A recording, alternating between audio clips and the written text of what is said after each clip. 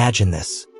A quiet house, far away from anyone who could help, a strange visitor showing up unexpectedly at night, and the unsettling feeling that someone or something is lurking just out of sight.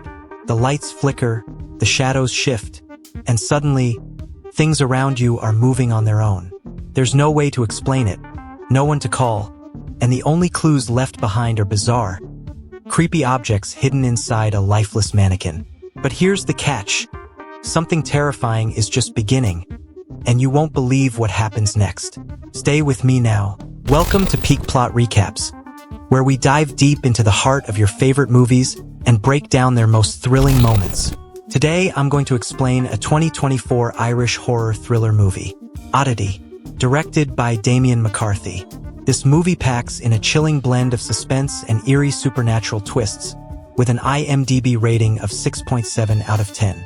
It tells the story of Darcy O'Dello, a blind clairvoyant trying to uncover the truth behind her twin sister's gruesome murder. Set in a remote, haunting countryside, the plot revolves around mysterious happenings inside a newly acquired country house, a strange wooden mannequin, and a deadly secret lurking just beneath the surface. So, if you're intrigued by a movie that combines the supernatural with a relentless family mystery, this one's for you. Subscribe and hit that like button and if horror is your genre. And now, spoilers ahead. The movie opens by introducing us to Dani O'Dello Timmis, a woman who's alone one night, working on renovating the house she recently moved into with her husband, Ted Timmis, a psychiatrist working at a psychiatric hospital. Right away, we get that this house isn't your average cozy home in the countryside. It's isolated, a bit too quiet, and somehow just feels off. But Dani doesn't seem to notice. She's busy fixing up the place. As she works, a visitor arrives at the house. Enter Olin Boole, a former patient of Ted's who's just been discharged from the psychiatric hospital. Now, this guy looks pretty shady. He's got a prosthetic eye and definitely isn't someone you'd want showing up unannounced at your doorstep. He tells Dani that someone has entered her house while she steps outside for a brief moment. Olin's demeanor is unsettling, but he insists that she's in danger and tries to convince her to let him in. Dani, already on edge, refuses to open the door. And honestly, who could blame her? A random guy showing up in the middle of the night, warning you about unseen intruders. No thanks. Despite Dani's refusal to let Olin in, she starts hearing strange noises coming from inside the house. Is Olin telling the truth? Is she really in danger? As Dani inches closer to the door, ready to unlock it, the scene cuts abruptly, leaving us hanging, and the next thing we know, it's been a year since that terrifying night. But something horrible happened that we're not fully told yet. Dani was brutally murdered in her own home. And the worst part? Olin Boole was convicted of the crime. Just when you think things couldn't get more disturbing, we find out that Olin himself was murdered shortly after in his psychiatric hospital room. Now we're left wondering, what exactly is going on? Is there a deeper conspiracy behind Dani's death? Fast forward to a year later, we're introduced to Darcy O'Dello, Dani's twin sister. Darcy, unlike her late sister, is a blind clairvoyant with psychometric powers. She can read objects by touching them, getting visions of their history, kind of like a paranormal detective. Darcy is still grieving Dani's death and wants answers.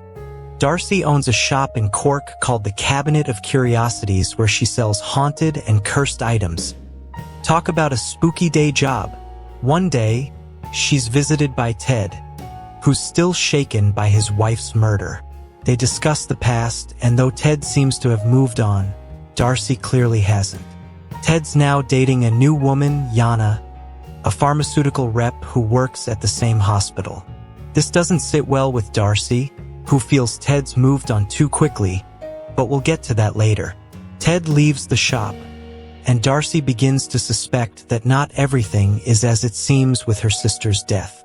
Using her psychometric abilities, she touches a prosthetic eye, a creepy keepsake from Olin, and has a series of disturbing visions, including flashes of Danny's final moments and an ominous masked figure. Then, things start getting really strange.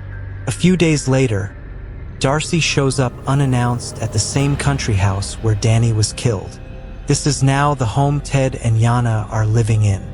As if Darcy's sudden arrival isn't unsettling enough, a large crate also arrives at the house, containing a life-sized wooden mannequin. This thing is beyond creepy. It's almost like it's watching everyone in the room, and it definitely gives off a haunted vibe. Ted, however, doesn't stick around for the weirdness. He's got a night shift at the hospital, so he leaves Darcy alone in the house with Yana. From the moment Ted walks out the door, things start to spiral into chaos. First off, Yana, who's already uncomfortable with Darcy being there, tries to leave but finds that her car keys are mysteriously missing. That's never a good sign in a horror movie, right? Then, to make matters worse, Yana starts noticing that the wooden mannequin is moving positions. But Yana is stuck. Her phone breaks after she drops it from an upstairs landing, and she's left completely cut off from the outside world. Yana, in a desperate attempt to figure out what's going on, examines the wooden mannequin more closely. She finds a bunch of bizarre, creepy items hidden inside small holes in its head. Photos of Danny and Darcy, locks of hair, a tooth, and even a vial of blood. It's like something straight out of a nightmare. What's the deal with this mannequin, and why does it seem to be tied to Danny's death? As if that weren't enough to send Yana over the edge, she starts seeing Danny's ghost in the house. Danny's apparition appears, urging Yana to run. Freaked out beyond belief, Yana finally finds her car keys, conveniently placed inside the crate the mannequin came in, because of course they were, and she bolts from the house. After Yana escapes, Ted returns home to find Darcy waiting for him. Darcy confronts Ted, revealing that she knows the truth. Ted was behind Danny's murder.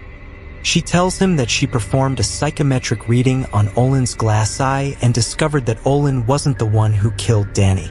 Instead, it was Ted who orchestrated the whole thing.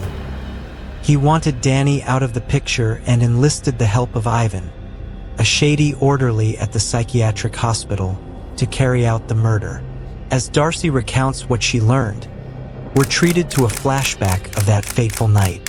Olin, who had overheard Ted and Ivan plotting the murder, went to Danny's house to try and warn her, but he was too late, and thus, Olin was wrongfully convicted of Danny's murder. Ted, of course, tries to weasel his way out of the situation. He tells Darcy that he's going to meet with the investigator who handled Danny's case and have the investigator phone Darcy to explain the evidence. But as you might have guessed, Ted's lying. Instead of calling the investigator, he heads back to the hospital and phones Darcy from there, luring her toward a trap door that he deliberately left open.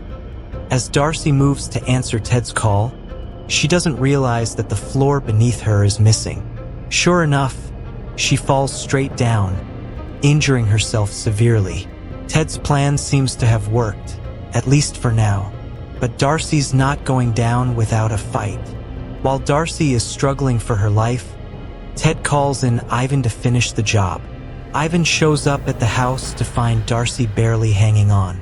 And just when you think things can't get crazier, the wooden mannequin comes to life. Yes, you heard that right. The creepy mannequin that's been lurking in the background finally reveals its true nature. The mannequin stalks Ivan through the house, moving eerily, as though possessed by some unseen force. Ivan, panicking, tries to escape. He even jumps from the first floor, but injures his leg in the process. Ivan is now limping, barely able to move, and the wooden mannequin is slowly closing in on him. In a gruesome scene, the mannequin grabs Ivan by the head and crushes his skull with its wooden hands. Darcy, barely conscious, watches this unfold, knowing that her supernatural powers, combined with her sister's spirit, are able to avenge Danny's death. In her final moments, Darcy sees Danny's apparition smiling at her, signaling that justice has finally been served. With Darcy dead, the wooden mannequin collapses into a lifeless heap, as though its purpose has been fulfilled. Sometime later, Ivan, who somehow survived the attack, is committed to the psychiatric hospital, this time as a patient. Ted, ever the calculating manipulator, has arranged for Ivan to be silenced. But Ivan, beaten down and psychologically broken, knows the truth, and that makes him dangerous. Ted visits Ivan in the psychiatric hospital, and the two share a tense conversation. Ivan, desperate, asks to see a priest. He wants to confess all the terrible things he's done. But Ted warns him that if he speaks up, it'll only make things worse. Ted's reputation is at stake here, and he can't afford to let Ivan reveal the truth. Chat, what would you do if you were Ted? Would you try to silence Ivan, or would you come clean? Drop your thoughts in the comments. Ted, always one step ahead, does something truly horrifying. He releases a dangerous cannibal patient into Ivan's room. Yup, you read that right. Ted essentially feeds Ivan to a madman. The cannibal attacks Ivan and devours his leg, and it leaves Ivan with no way to survive, much less confess. Ted's dark plan has succeeded, but Ted's fate is far from sealed. After ensuring Ivan's silence, Ted returns to the country house. He's now alone. Yana has left him. When Ted arrives at the house, he finds a small package waiting for him on the doorstep. It's from Darcy's Cabinet of Curiosities shop. Inside the package, Ted finds the call bell, the same bell that Darcy had shown him earlier, claiming it was haunted by the spirit of a bellhop who kills whoever dares ring it. Ted, who still doesn't believe in the supernatural, rings the bell. First, nothing happens. Ted looks around the house, waiting for something, but all is quiet. He starts to laugh, mocking the very idea of ghosts and curses. But just as Ted lets his guard down, the camera pans behind him, and we see something he doesn't. A shadowy figure, the spirit of the bellhop, silently standing just behind him. The movie ends on this chilling note, leaving us with the haunting realization that Ted, despite all his attempts to control his fate, is about to face the ultimate consequence of his actions. This story takes twists and turns you'll never expect, with chilling surprises and creepy moments that will definitely stick with you long after the credits roll. If you think you've got it all figured out, trust me, you don't. So, if you love a good mystery with a supernatural twist, this one's for you. Thanks for watching. Don't forget to like, subscribe, and hit that bell. Let us know what you think about this movie, and see you next time.